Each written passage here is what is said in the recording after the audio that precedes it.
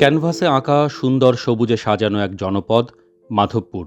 অভিবাসনপ্রবণ মৌলভীবাজারের কুলাউড়ার ছোট্ট সেই গ্রামের রুজিনা চেয়েছিলেন নিজের পরিবারের সুন্দর ভবিষ্যৎ। সেই আশাতেই স্বামী স্ত্রী দুজনেই পাড়ি জমান বিদেশে, কিন্তু সেখানে শিকার হন প্রতারণার। 2009-10 সালে আমার হাজব্যান্ড প্রথম দুবাইতে যায়, পরে উনার 8 বছর বাদে আমারে দুবাইতে নিয়ে যায়।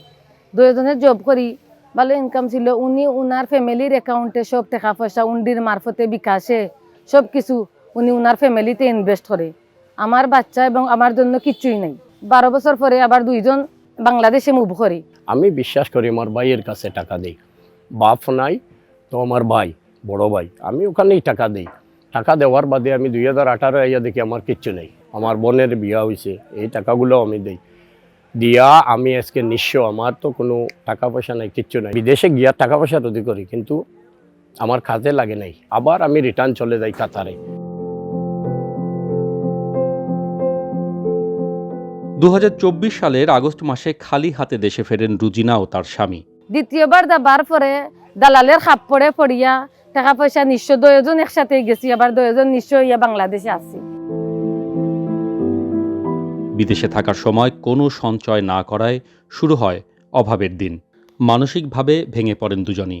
ঠিক সেই কঠিন সময়ে রুজিনার পাশে দাঁড়ায় ইউরোপীয় ইউনিয়ন ও ব্র্যাকের যৌথ অর্থায়নে বাস্তবায়িত প্রত্যাশা 2 প্রকল্প। দুজনে মিলে শুরু করেন স্যানিটারি সামগ্রীর ব্যবসা। ব্র্যাকের বাই একটা ইনফরমেশন দিছিলা যেন তুমি বিতাড়িত ইয়া আইসতে একটু ব্র্যাকের সাথে একটু যোগাযোগ করো, হয়তো কিছু অনুদান তোমারে প্রবাস ফেরত এর আমরা সহযোগিতা করতেছি। এর মাধ্যমে আমি সিলেট ব্রাঞ্চে গিয়া যোগাযোগ করি, যার কারণে আমি অনুদান পাই। আলহামদুলিল্লাহ আমার এখন দোকান ভালোই চলতেছে, আমার ফ্যামিলির খরচ ভালো মতে চলতেছে, আমার বাচ্চাগুলার লেখাপড়া ভালো মতে চলতেছে।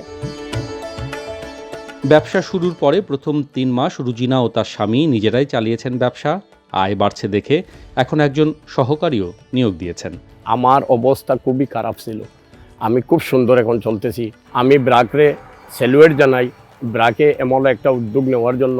এই ফ্যামিলিগুলো খুব সুন্দরভাবে চলতেছে। ব্যবসা ভালো চলছে, মেয়েদের পড়াশোনার খরচ চালাতে পারছেন ঠিকমতো, সংসারের হালও কিছুটা বদলেছে। রুজিনা নির্বাচিত হয়েছেন বিদেশ ফেরত নারীদের উদ্যোক্তা হিসেবে গড়ে তুলতে প্রত্যাশা 2 প্রকল্পের বিশেষ সহায়তার জন্যও। দেখছেন নিজের দেশেই সুন্দর উজ্জ্বল ভবিষ্যতের সম্ভাবনা।